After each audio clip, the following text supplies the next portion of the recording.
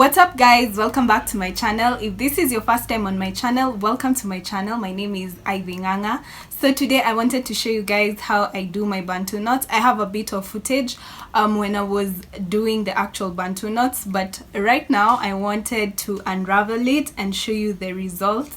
So I hope that you guys will enjoy this video. If you're not yet subscribed to my channel, please do subscribe to my channel. Thank you so much for your support this far. So before I even talk so much, let me just get right into it.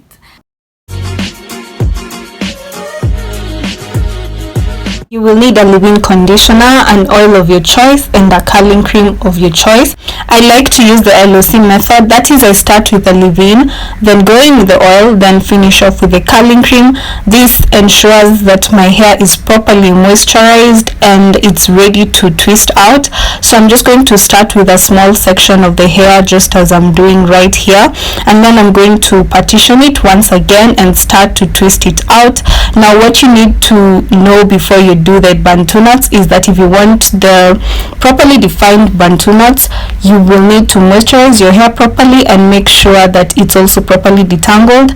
What I'm doing here is I'm just taking it round in a knot and making sure that it's properly secured, just so that it does not, come out, but at the same time you don't want it to be too tight because you don't want to damage your hair.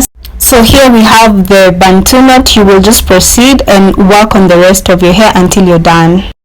So as you can see, this is obviously the next day. You have to let them dry, otherwise you will not get the best results. So I did them yesterday.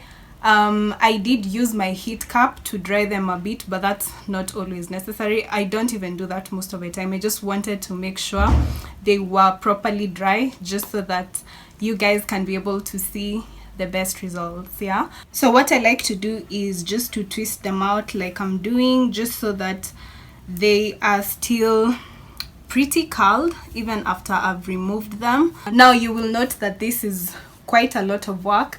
If I have to be somewhere in the morning, I have to wake up at least 30 minutes before time, just to be able to make sure I unravel them and I get the best results. So make sure that if you're doing these bantu knots and you want to get the most out of this hairstyle, you give yourself some time, especially in the morning, to unravel them. Once this is done, you have to now unravel it like a twist out, or the way you would normally remove your twist outs.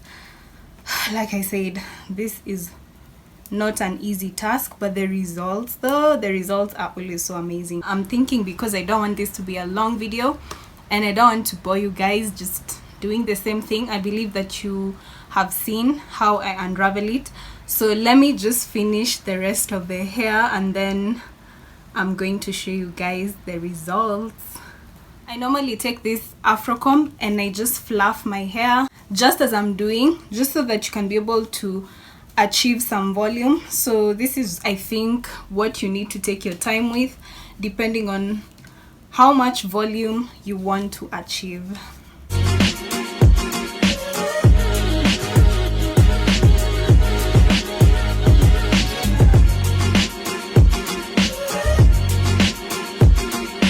This is the final result, you guys. I love the way the hair turned out. I hope that you guys will be able to try this hairstyle. This is like one of my go-to hairstyles. So I hope that you guys enjoyed this video. As always, thank you so much for watching. I will see you guys in my next one.